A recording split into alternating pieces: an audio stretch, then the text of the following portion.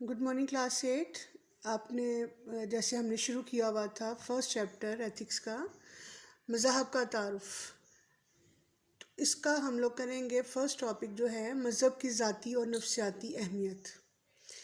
اس کا جو question number 1 ہے وہ ہے مذہب کی ذاتی اہمیت پر نوٹ لکھیں۔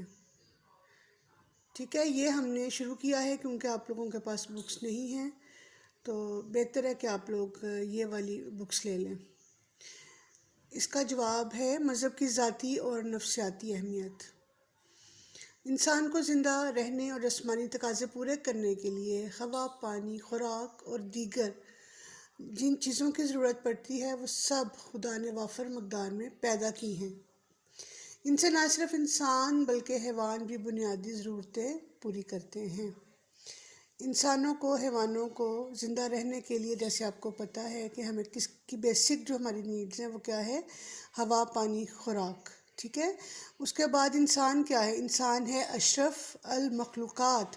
انسان کو سب سے اشرف المخلوقات کا مطلب ہے کہ سب سے اعلیٰ بنایا گیا ہے۔ ٹھیک ہے، اس کے بعد آ جاتا ہے کہ مذہب ہر دور میں انسان کی اہم ضرورت۔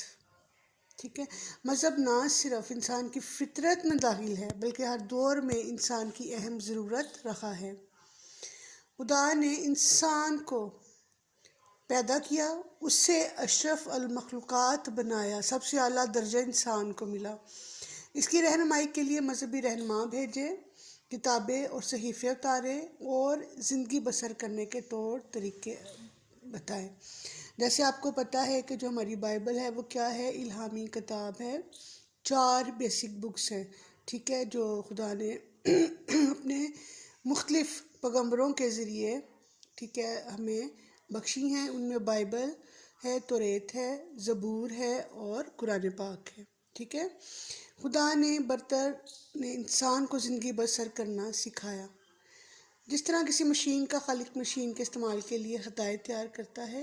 خالق کیا ہے؟ جو مشین کو بناتا ہے، پروڈیوسر ہے، وہ سارا اس میں ہوتا ہے، پروسیجر ہوتا ہے کہ ہم نے ایک مشین کو کیسے استعمال کرنا ہے۔ اسی طرح خدا نے کیا کیا؟ انسان کو اس کو بتایا کہ آپ نے زندگی کیسے بسر کرنی ہے۔ مذہب کو ماننے والے مانتے ہیں کہ خدائے برتر نے انسان کو ایسا نظام دیا ہے جو پوری انسانی زندگی کا احاطہ کرتا ہے۔ آگے اس کا نیکسٹ جو ٹاپک ہے الہامی اور غیر الہامی مذاہب۔ مذاہب بہت سارے ہیں، اگرچہ الہامی اور غیر الہامی مذاہب تاریخ کے مختلف ادوار میں موجود ہیں، لیکن ان تمام مذاہب میں ایک بات مشترک ہے اور وہ ہے اخلاقی تعلیمات۔ مشترک مینز کہ کامن تھنگ ہے، کیا ہے؟ کہ وہ ہے اخلاقی تعلیمات۔ ٹھیک ہے، آپ کا دوسروں کے ساتھ رویہ کیسا ہے، آپ دوسروں کے ساتھ کیسے رہتے ہو، کیسا سلوک ہے، اپنے دنیا میں کیسے رہنا ہے، معاشرے میں کیسے دوسرے لوگوں کے ساتھ زندگی بسر کرنی ہے۔ اس کے بعد آ جاتا ہے نیک اور بد کی تمیز۔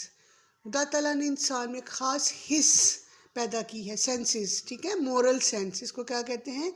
مورل سینس، جو اسے نیک اور بد کی تمیز سکھاتی ہے، اور یہ ہماری زندگی کے تمام شعبوں میں ہماری رہنمائی کرتی ہے۔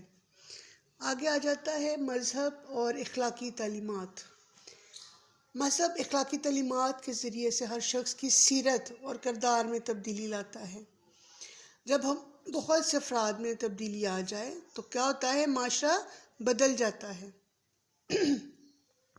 اگر ہمارے اندر خدا خوفی ہے، ہم خدا سے ڈرتے ہیں، ٹھیک ہے، ہمارے اندر ایمانداری ہے، انسانی ہمدردی، دوسروں کو مصیبت میں دیکھ کے یہ نہیں کہ ہم نے کنارہ کر جانا ہے، ہم نے ان کی مدد کرنی ہے، لوگوں کے کام آنا ہے، اپنے دل کو نرم کرنا ہے، اور جو ہمارے حقوق و فرائض ہیں جو ہم پر لاگو ہیں وہ بھی ان پر بھی ہم نے عمل کرنا ہے۔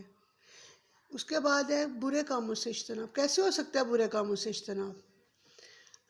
ہر مذہب میں یہ سکھایا جاتا ہے کہ آپ نے برے کاموں سے کیسے بچنا ہے۔ جیسے ایسا کرسچن ہمیں خدا کی طرف سے 10 احکام دیے گئے ہیں، ٹھیک ہے، اور ان پر اگر ہم عمل کرتے ہیں، ٹھیک ہے، تو یہ خدا تعالیٰ ہم سے خوش ہوتا ہے۔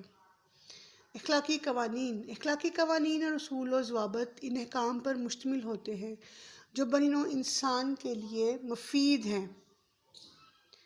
ان تعلیمات کے نتیجے میں آج بھی قدرتی آفات، کون سی قدرتی آفات ہیں؟ مثلاً زلزلے ہیں، سیلاب ہے، ٹھیک ہے، جنگ یا دہشت گردی وغیرہ کی حالت ہے، ٹھیک ہے۔ آگے جو لاسٹ ٹاپک ہے وہ ہے مذہبی قوانین اور اخلاقیات کا احترام۔ اس میں کیا ہے کہ مذہبی قوانین اور اخلاقیات پر مشرق و مغرب میں عمل اور ان کا احترام بھی کیا جاتا ہے۔ ہم لوگ کدھر رہتے ہیں؟ ہم لوگ مشرق میں رہتے ہیں، ٹھیک ہے۔ مذہبی اصول و ضوابط ہمہ گیر ہوتے ہیں، چنانچہ دنیا بھر کے قانون ساز ادارے جو قوانین بناتے ہیں ان میں سے بیشتر قوانین مذہبی تعلیمات کی روشنی میں بناتے ہیں۔ مذہب کی اس عالمگیریت کی وجہ سے اس کے اثرات ہر دور اور ہر جگہ موجود رہے ہیں۔ بیٹا یہ آپ کا لانگ کویسچن ہے، کویسچن نمبر 1۔ اس کو آپ نے لکھنا ہے اور اس کو یاد بھی کرنا ہے، ٹھیک ہے۔